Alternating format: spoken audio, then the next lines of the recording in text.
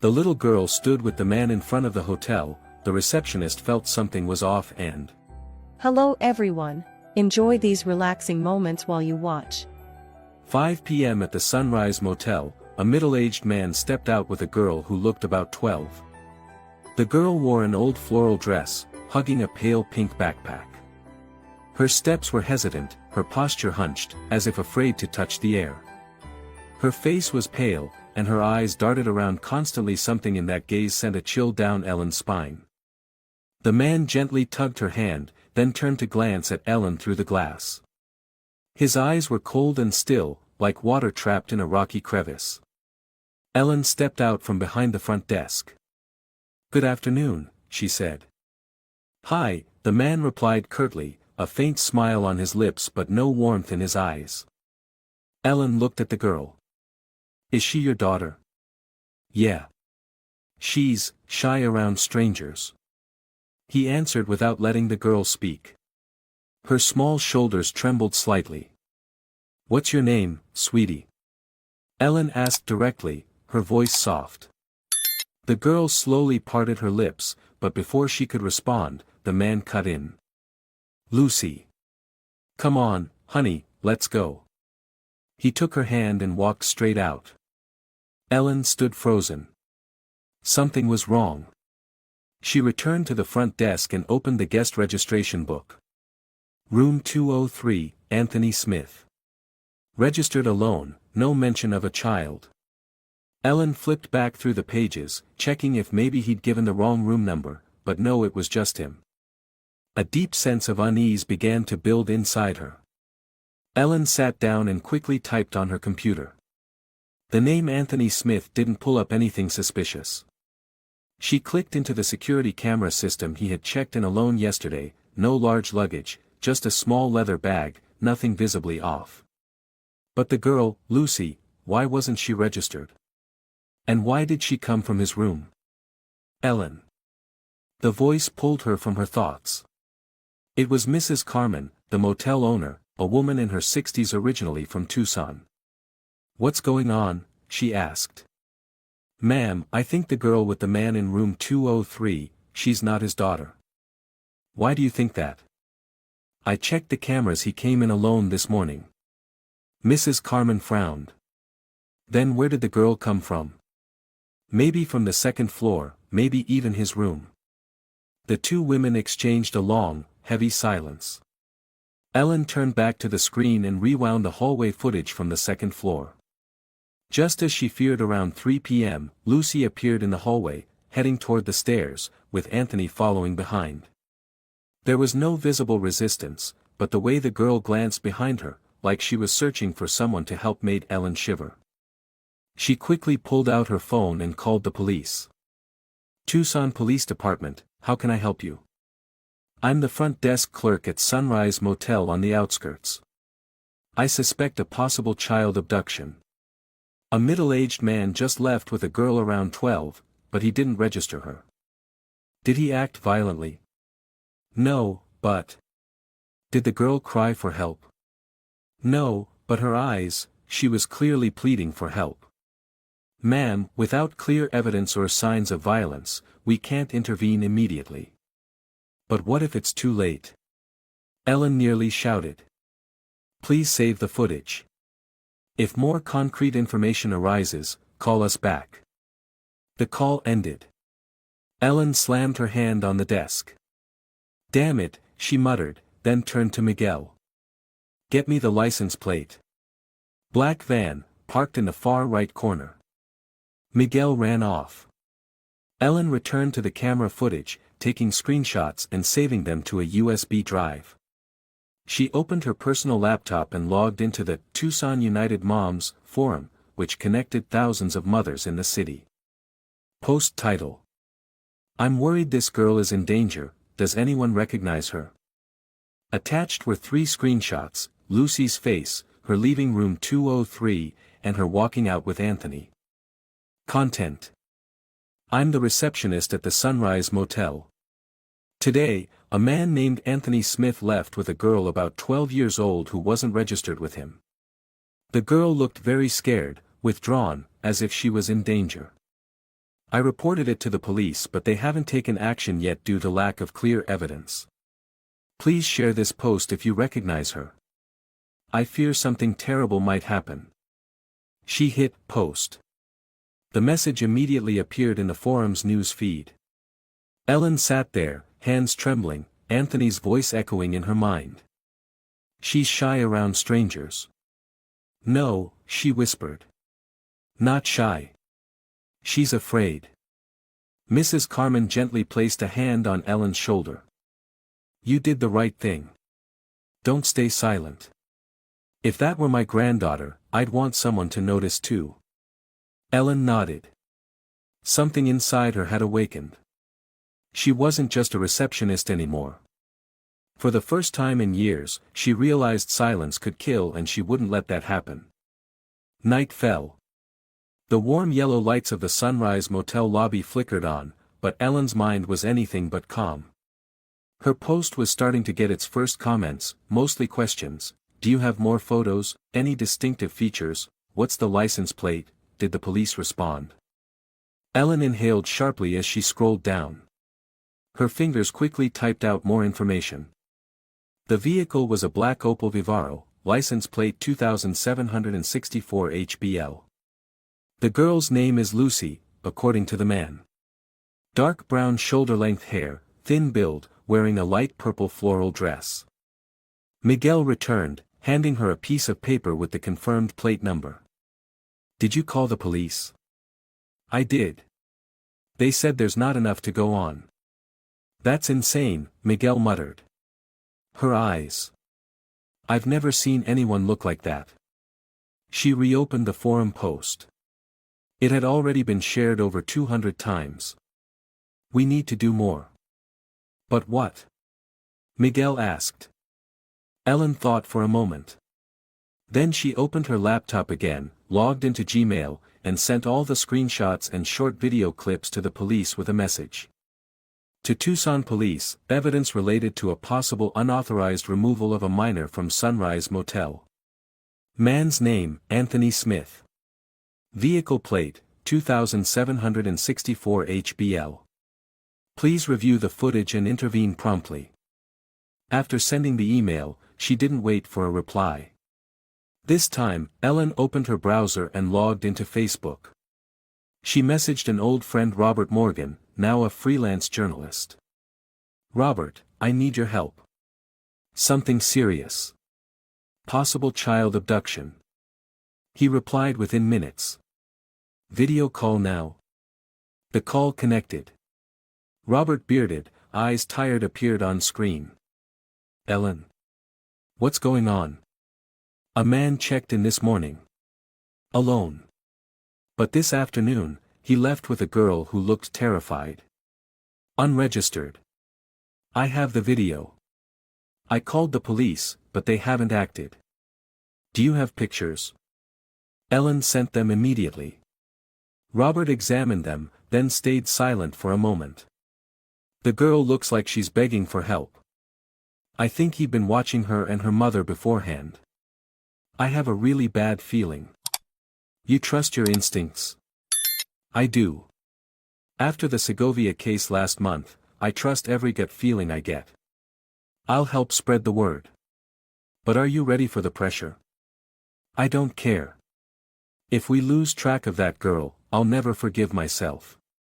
Right after the call, Robert reposted the images and video on his own Facebook page with the caption. Possible child abduction from Sunrise Motel, Tucson. Please share to help identify and locate this girl. The post received hundreds of shares in under an hour. At the same time, Ellen reopened the original post on the Moms United of Tucson forum. There were 60 new comments. A user named @LauGarcia82 left a message. I think I know this girl. She looks a lot like Lucy, my best friend's daughter. She lives with her grandmother. Ellen's heart pounded. She sent a private message immediately. Can you confirm? I'm the one who posted this. The girl may be in danger. Less than 2 minutes later, the user replied. I called Lucy's mom. She has no idea her daughter left the house. No one's been able to reach the grandmother either. Ellen shot up from her seat. Miguel looked up. What is it? Lucy.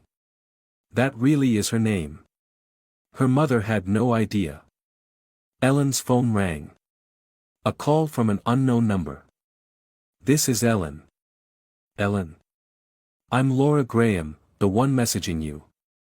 I just confirmed Lucy isn't home. Her mom is going crazy. I'm driving to the Sunrise Motel now. Please get here as soon as you can. I have all the data and footage saved. Miguel clenched his fists. We can't just sit here, Ellen. I know. But I can't take reckless risks. I'm just a front desk clerk. No. You're the only one who noticed everything. Ellen said nothing. She looked at the clock. It was 9:08 p.m. Lucy had been gone with Anthony for over 4 hours. No one knew where they were. The police hadn't responded. And if they delayed any longer, the press might get involved before law enforcement did. Ellen opened a new Word document and started writing down everything that had happened since morning: times, behaviors, conversations, security footage. She sent the file to her own email, the police, and Laura just in case the data was lost. Her phone buzzed again. A message from Laura. Lucy's grandmother just confirmed it. Anthony came looking for Lucy a few weeks ago, said he was an old friend of her mother's. She kicked him out. But she didn't tell anyone because she thought he was just some weirdo. Ellen buried her head in her hands, overcome with anger. He planned this. He's been watching them. Miguel whispered. Anthony, he's not just some acquaintance. He has a goal. He's after the girl's mom. Ellen reopened the guest file taken from Anthony's ID at check-in. She scrolled to the address, birth date, ID number. She typed the information into Google. Within minutes, a result popped up that made her blood run cold. Anthony Smith, former language teacher at Lincoln High School, the school Lucy's mom used to attend. Ellen turned to Miguel. Now I'm certain, he didn't just take Lucy. He's using her to pressure her mom. Before 10 p.m., Ellen's post on the forum had over 4,000 views, nearly 900 shares, and hundreds of comments. But the one that caught her attention most came from a user named @Sophia_Morgans. I've seen this girl with an elderly woman near Maryvale Park. I remember her because she often sat alone reading. It matched Laura's earlier statement exactly. Ellen clicked on the user's profile. Sophia Morgan, mother of 2, elementary school teacher, based in Tucson. Not a fake account. Just as she was about to message Sophia, Ellen's phone rang. It was Laura. Ellen. I'm almost there, 10 minutes out. Lucy's mom is with me. Good. I have all the data and images saved. We've got more people confirming now. One more thing, Lucy's mom said Anthony used to follow her when she was in high school. It started with letters, then waiting at the school gate. When she turned him down, he disappeared. And now he's come back, using her daughter. Ellen exhaled heavily. She hung up, eyes still locked on the computer screen. On Facebook, Robert's posts were rapidly gaining traction. One in particular stood out, from a user named @Claire_Henderson, with the caption. I'm a mom too. If this were my child, I'd pray someone like Ellen would notice. In the comments, a user named @Lewis Carter posted a detail that made Ellen spring to her feet. I work night shifts at Crestview gas station, on the eastern outskirts of Tucson. I'm certain I saw a girl who looked like this around 5:20 p.m. with a bald man wearing a leather jacket. They stopped to buy water and left quickly. Ellen immediately messaged Lewis privately. I'm Ellen, the one who posted this. Can you provide more details? Any chance you caught the license plate? He replied within seconds. Didn't catch the plate. But it was a black van, definitely like the one in your photo. I still have the security footage. I can send it to the police if needed. She noted the time and place: Crestview gas station, 5:20 p.m. From then until now, nearly 4 hours had passed. She opened Google Maps and checked the route from Tucson to that station. It would take about 3 hours of driving without stopping. Miguel. What is it? The Crestview gas station has footage of Anthony and Lucy. 5:20 p.m. If he kept driving, he's probably heading back toward Tucson. Have you told the police? They haven't called back. But now I have enough to make them act. Just then, the lobby's glass doors slid open. Laura walked in, face pale. Beside her was Isabel, Lucy's mother, around 40, naturally curly hair, dark circles under her eyes, lips trembling. Ellen. Are you Isabel?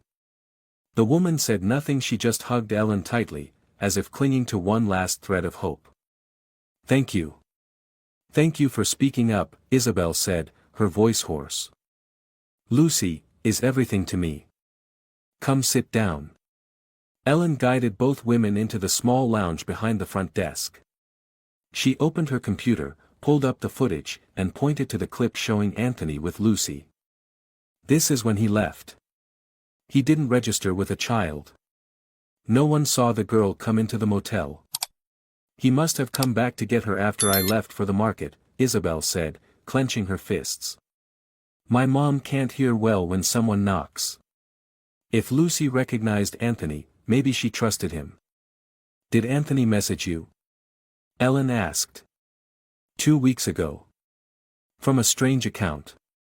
He said he'd been thinking about the past, asked about Lucy, then wrote. She could help us reconnect what was left unfinished. I didn't respond. Laura was speechless. That man is sick. Lucy's only 12. She still trusts adults, Isabel said, her voice breaking. She calls me her superhero, but now. No, Ellen interrupted. Your daughter is still alive. And she's waiting to be found. Miguel walked in, phone in hand. Ellen. A call just came into the motel line. It's the police. She took the phone. Hello. Good evening, this is Lieutenant Joseph Martin from the Tucson Police Department. We received the email and images you sent. Thank God. Have you reviewed them? We've seen everything. Now we have sufficient grounds to act. Can you come to the station immediately? Bring the video and any witnesses you have. Ellen looked over at Isabel and Laura. We'll be there right away. Less than 20 minutes later, the group arrived at the Tucson Police Department. In a brightly lit room, Lieutenant Joseph Martin sat across from them, glasses perched on his nose, gray-streaked hair, but sharp eyes. Ellen. You were incredibly brave. If it weren't for you, this case might have gone unnoticed until it was too late. What about Lucy? Isabel asked, her voice trembling like leaves in a storm. We're working with the traffic surveillance unit. From the Crestview gas station, we can trace the vehicle's movements. He was heading toward Tucson, Ellen said. Left the gas station around 5:20 p.m.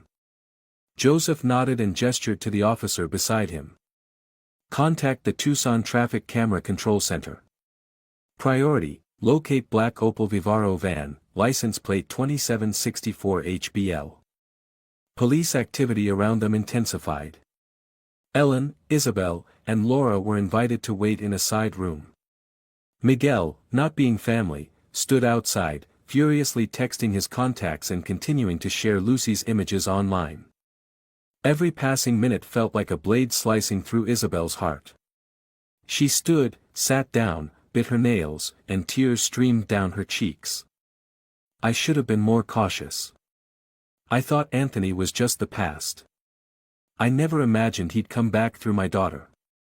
Ellen gripped her shoulder firmly. This isn't your fault. The fault lies with him, a predator disguised as a normal man. Lieutenant Joseph returned to the small waiting room, holding a hastily printed file. Full name, Anthony Smith, born 1974 in Tucson. Occupation, former literature teacher, retired early. No criminal record, but flagged with some unusual behavioral notes from over a decade ago. Ellen and Isabel leaned closer, listening intently. Laura stood by the wall, her expression heavy. What kind of unusual behavior? Isabel asked. During his time teaching at Lincoln High School, your old school, some former students reported that Anthony showed excessive interest in female students, particularly vulnerable ones, those who were often bullied. Since there was no concrete evidence, the school logged it internally. He resigned early, citing mental health issues. Isabel sat upright. I was one of the students he showed interest in.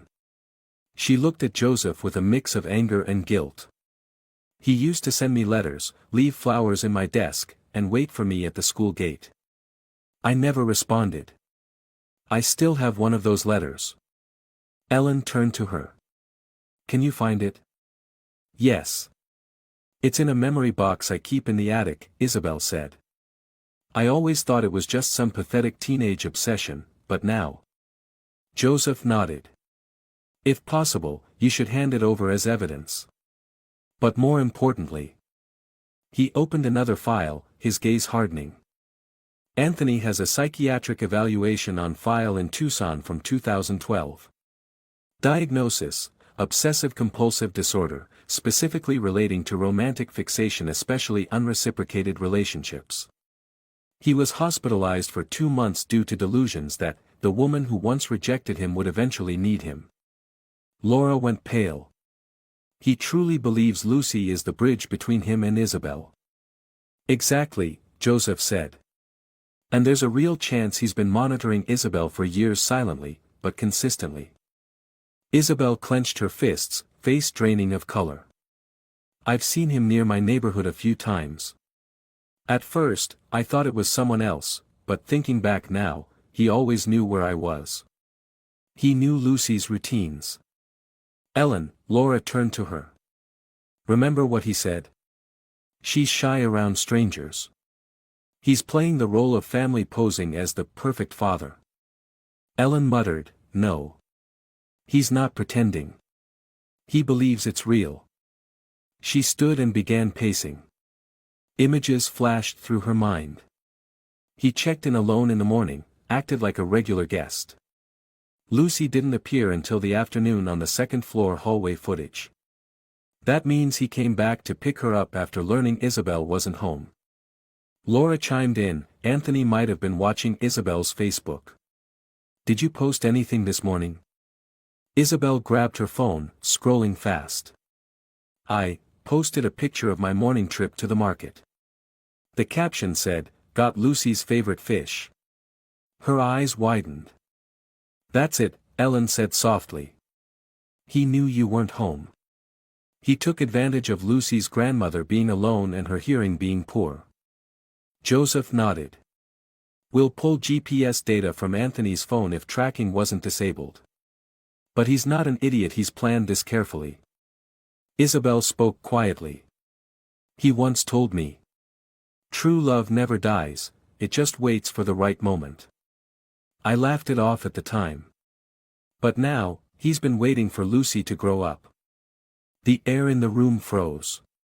Ellen shivered but suppressed her rage to stay focused. Lucy is scared, no doubt. But she's not broken. The way she looked at me. I can't forget those eyes. Another officer entered and handed Joseph a printed page from the Moms United of Tucson forum. A highlighted comment stood out. I was Isabel's classmate. I confirmed that Anthony pursued her obsessively to the point of trauma. We submitted a joint complaint to the school board in 1993. They covered it up. Ellen quickly scanned the username at Anna_Palmer89. Joseph, I think we can request internal records from the old school. If they received complaints, that's evidence. Joseph nodded. We'll reach out immediately. And if confirmed, this wasn't a first-time lapse of judgment, this was years of build-up, until he felt confident enough to act. Isabel buried her face in her hands. I always thought I was strong. But now I feel so naive. You've been a single mother for 12 years, Ellen said. You're not naive. You just never imagined someone could be sick enough to stalk you for that long. My daughter, she's always asked about her father, Isabel sobbed. I just told her, your father wasn't worthy. But if today she thinks Anthony is her father, she might be blaming herself. Laura hugged her. No. Lucy's smart. She'll understand.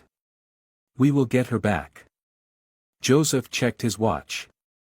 We've got a tactical unit ready to intercept. Anthony has no idea he's being tracked. If everything goes smoothly, we'll apprehend him tonight. Time crawled by in the waiting room of the police station.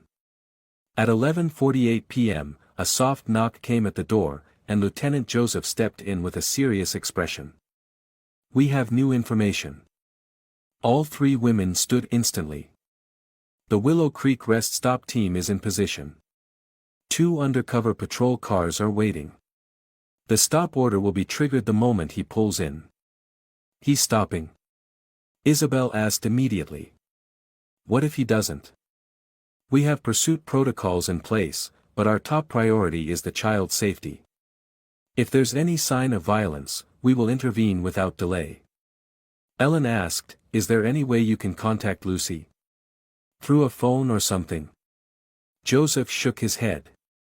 Her phone was left at home. Anthony is using a prepaid number registered under a fake name and it's currently switched off. Laura stepped forward, pulling her phone from her pocket, her voice dropping. Around 8:15 tonight. Anthony messaged Isabel. What? Ellen was startled. Isabel nodded and took out her phone, pulling up the message.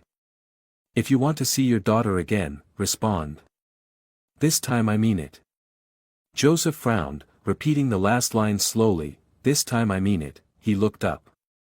That means he's lied before. Possibly pretended to let go when in reality, he was preparing. Ellen glanced toward Isabel. Did you respond? No. I deleted it. I was afraid if I did, he'd think I wanted something. Not responding was the right move, Joseph said. We're trying to make him feel invisible so he won't change course. Miguel stepped into the room, his face hollow but his eyes burning with determination. I posted another update. It's been shared over 2,000 times in 3 hours. A bunch of truck drivers are watching for that license plate in case his van shows up at any station. Good work, Ellen nodded. Just then, an officer rushed in and whispered something into Joseph's ear. His face tensed for a moment, then he nodded. All right. Bring up the video feed. On the waiting room's television screen, the surveillance camera at Willow Creek Rest Stop came into view. Under the harsh white lights, a black Opel Vivaro van crept slowly into the parking area. An unmarked police vehicle followed at a distance, lights off. The van pulled into the farthest corner of the lot, near a portable restroom. Its doors remained shut.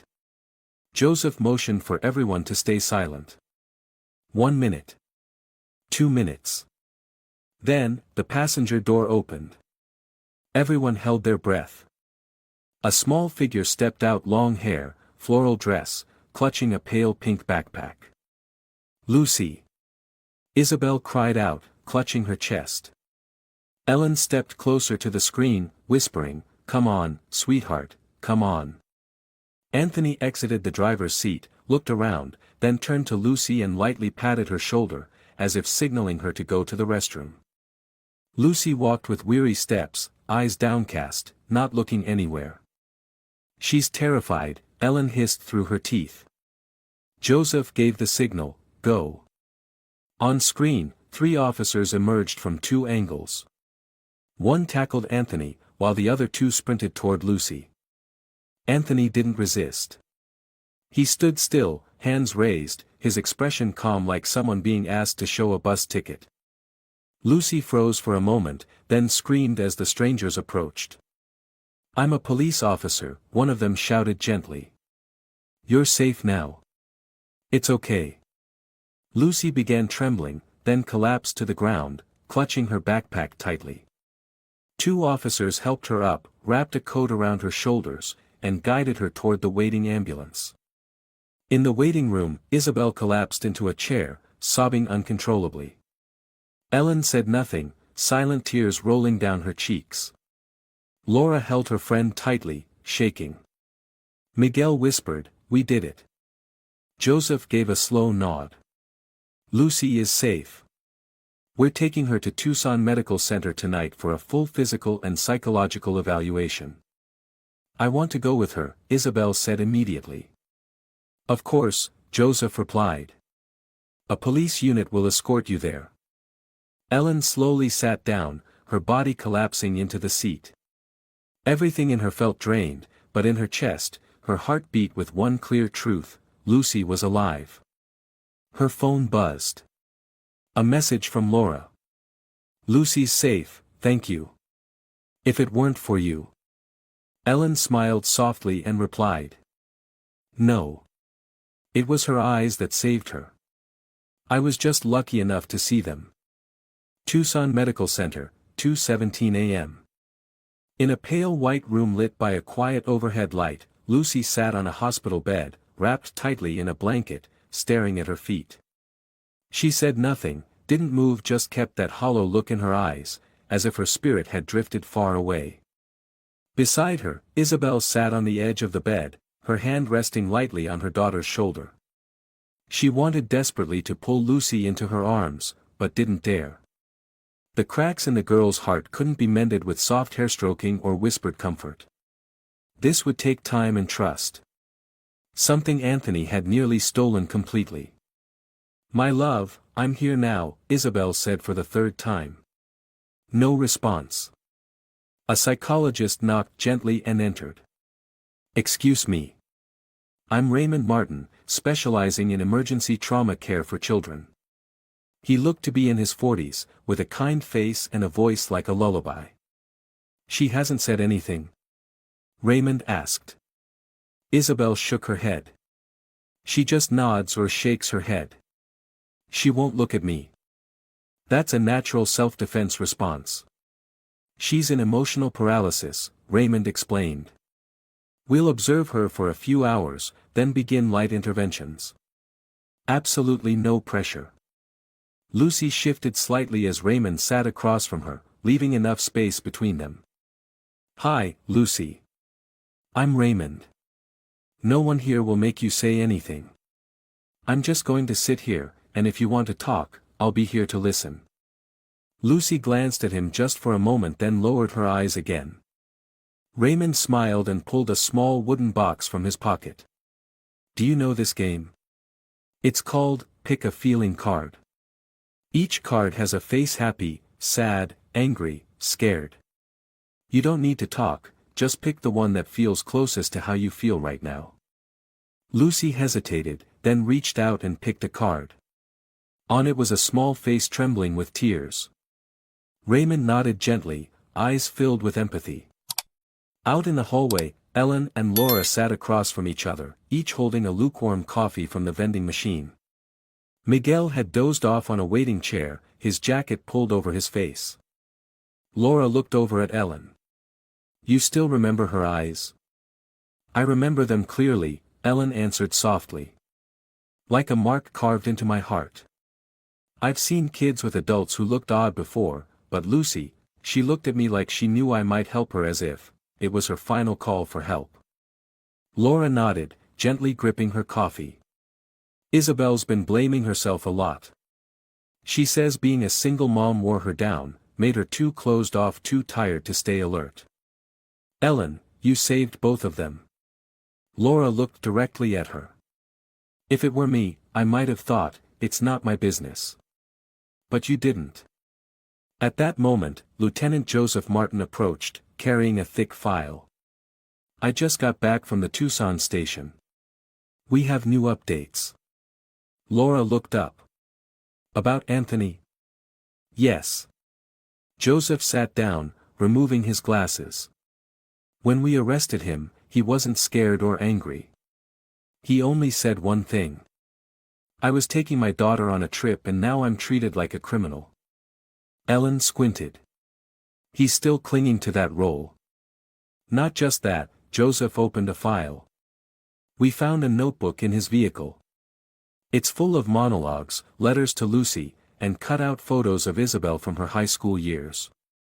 Laura's eyes widened. He made an entire fantasy diary. Not just fantasy, Joseph lowered his voice. He created an entire vision of an ideal family of three: him, Isabel, and Lucy. In it, he wrote things like, Lucy will help her mother remember the love she lost. Ellen gripped her coffee cup tightly. His mind has gone far off the edge. What's more frightening, Joseph continued, is that the notebook includes Lucy's school schedule, her grandmother's address, and the daily routines of both mother and daughter. He's been following them for at least 3 months. Laura buried her face in her hands. Oh my God.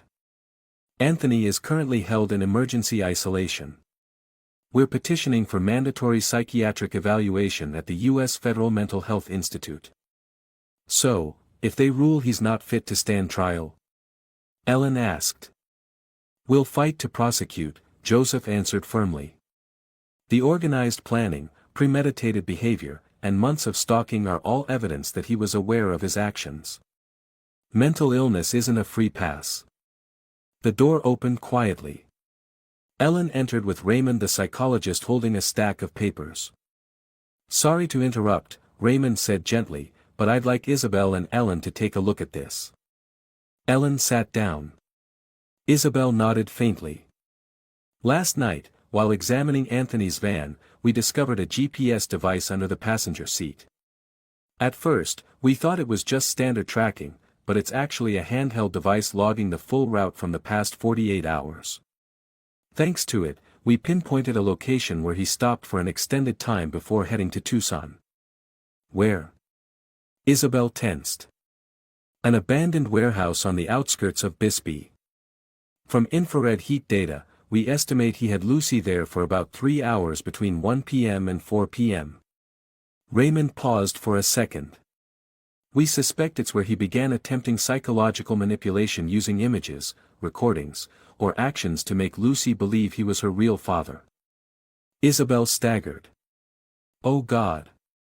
Ellen, Raymond turned to her. This morning, Lucy told me, I don't remember much from those 3 hours, but there was a sound like a recording, and a picture I'd never taken, but the face was mine.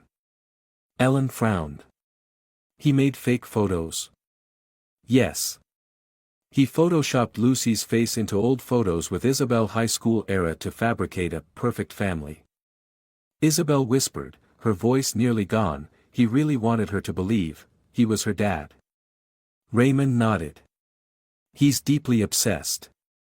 And the methods he used: repeated visuals, sounds, and phrases like, you are everything to your father, and your mom will come back if you behave, that's a form of low-grade psychological hypnosis. If Lucy had stayed one more night, she might have developed false memories. Ellen froze. We got there just in time. Raymond looked at both women. Lucy survived a psychological death, that's the best way to describe it. She wasn't fully broken. But we'll need patience to help guide her out of that darkness. Every look, every word, every gentle touch matters now. Isabel nodded, eyes filled with tears. I won't leave her side. Not for a second. At the Tucson Police Department, Lieutenant Joseph Martin stood outside the holding cell, watching Anthony through the one-way glass. He sat with his legs crossed, reading a slim book, Even Frogs Commit Suicide, as if he were enjoying a quiet weekend, not being held for child abduction. A woman approached, tall, dark brown hair, glasses, carrying a thick file. I'm Rose Taylor, forensic psychology expert. I've been assigned to assess Anthony, as requested by the department. What do you think of his case file? Joseph asked. Rose exhaled, flipping through a few pages. It's a textbook case of erotomanic delusional disorder. The patient is convinced someone is in love with them despite no evidence. Often emerges after a deep emotional rejection or trauma. Anthony was rejected by Isabel almost 30 years ago. And ever since, he's created a mental world where she still belongs to him. Lucy is the spiritual product he's inserted into that fantasy. Rose glanced at the glass. The problem is, he doesn't show overt signs of mental instability. He's logical, methodical, calculated. That makes him prosecutable. Joseph nodded. I need an objective conclusion. We can't let him use mental illness as a way out. Back at the medical center, Ellen entered the room and saw Lucy drawing. On the paper were 3 figures, 2 large, 1 small in the middle. Though the drawing was done simply with colored pencils, Ellen immediately recognized them, Lucy in the center, Isabel to the left, with her signature curly hair. And on the right. The figure was a man, faceless. Just a black shape with no eyes, no mouth, but its shadow stretched over half of Lucy's body. Raymond asked softly, "Who's this, Lucy?" The girl didn't answer right away. After a few seconds, she whispered, "They said he was my dad, but he didn't feel like one. I don't remember his smell. I didn't like his hands. His hands were cold." Isabel turned away, tears streaming down her face. Ellen moved closer, kneeling beside the bed. "Lucy," she whispered, "did you know, someone once told me your eyes were the eyes of someone very brave. Braver than many grown-ups." Lucy tilted her head and looked at Ellen. "I saw you first. You looked at me like you knew I was screaming inside."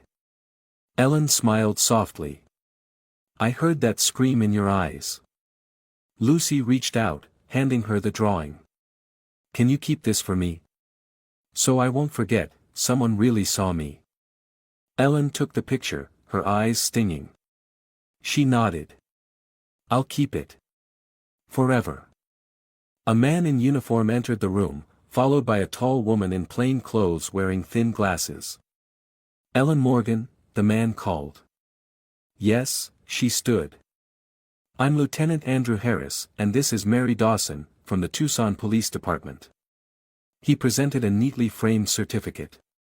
"Under the authority of our department, we would like to honor you for your brave and timely actions that contributed to the rescue of a minor in a life-threatening situation." Ellen stood speechless. I wasn't expecting." Mary smiled. "We know you didn't do it for recognition. But the world needs to see this. Some heroes don't carry guns or badges, but they still act."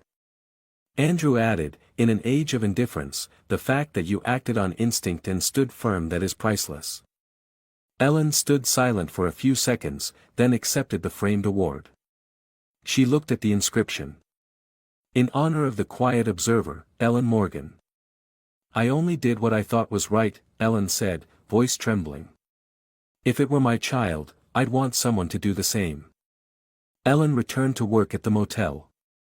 1 month after Lucy was rescued, winter settled into Tucson. The trees had begun to shed their leaves, fog rolled over the small roads, and the Sunrise Motel was quieter than usual.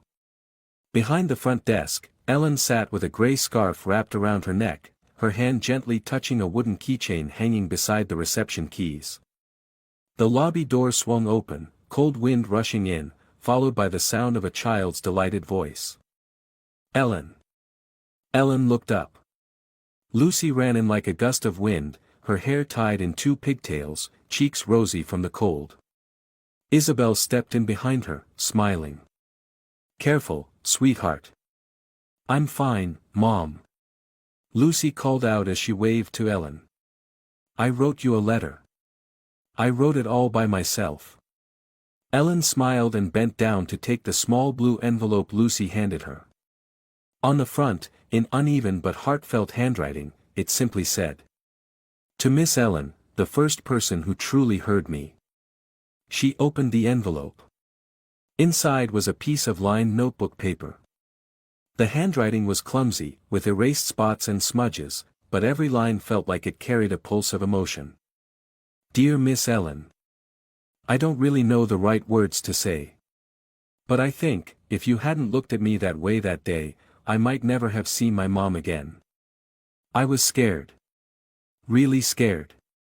But when you asked me my name, even though I couldn't answer, I felt a little lighter. Like I wasn't invisible. I'm learning how to sleep again at night. When I get scared, I think about your eyes, and what my mom said, Miss Ellen is the one who listened to you with her whole heart. Thank you. Your friend. Lucy. Ellen gently folded the letter and held it to her chest.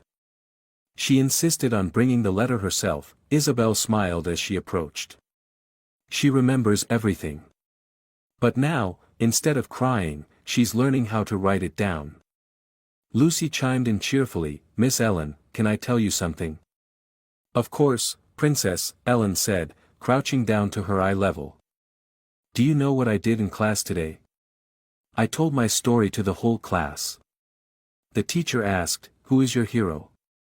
Some kids said superheroes, some said their parents, and I said, the front desk lady at the Sunrise Motel.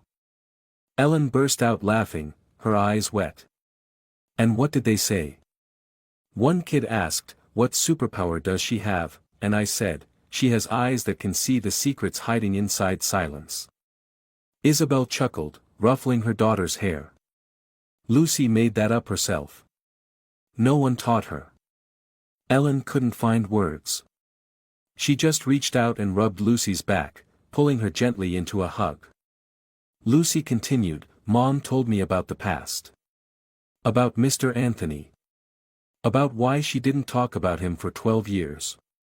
And my little girl hugged me and said, you don't have to tell me everything. Just don't ever stay silent if I need to hear you. Isabel said, her voice breaking. Ellen looked at the two in front of her, a family that had nearly been torn apart by the ghosts of the past, now learning to mend through truth and love. She stood up and led Lucy to the front desk. Do you see that? Ellen pointed to a keychain. That's the one you gave me. Lucy nodded, her eyes sparkling. I hang it here every day to remind myself, someone once needed me, and I didn't look away. Lucy took Ellen's hand and squeezed it gently. When I grow up, I want to do what you do. Ellen laughed. You want to be a receptionist? I want to be someone who sees what others don't. They all laughed together. That same day, at the Tucson County Courthouse, Anthony Smith's trial officially began. After several rounds of psychological evaluation, it was determined that Anthony was fully aware of his actions, legally competent, and that the abduction had been planned and executed in an organized manner. In the courtroom, Anthony's expression changed for the first time when the prosecutor read from his diary describing in detail how he would make the girl believe her father was the only one who truly loved her. His defense emphasized his mental health, but the jury rejected the argument based on overwhelming evidence, the recordings he had prepared, the tracking devices, the forged photographs, and the threatening messages sent to Isabel. In the end, Anthony was sentenced to 14 years in prison without parole, along with a permanent no-contact order with both Lucy and Isabel. The news made headlines on major media outlets, and Ellen was hailed online as a hero. But she didn't read the articles. The only message she responded to was a short one from Laura. Justice was served. You did it. You're famous now. Ellen turned off her screen and took a deep breath. She didn't need the world to know her name. All she needed was the quiet knowledge that the eyes of children who were once terrified now dared to face life with strength. That was enough. This story is a reminder that courage isn't always loud. Sometimes, it's as simple as a watchful eye, a question asked at the right moment, something that can save a life. Ellen, an ordinary receptionist, didn't dismiss her intuition. And that awareness stopped a tragedy before it happened. The lesson is clear: don't overlook the small signs. Trust your instincts. Speak up when something feels wrong, because our silence can sometimes be complicity. If you enjoyed this story, we invite you to give it a like and subscribe to our channel. Your support motivates us to keep bringing heartwarming stories almost every day. We are very grateful for your support. See you soon.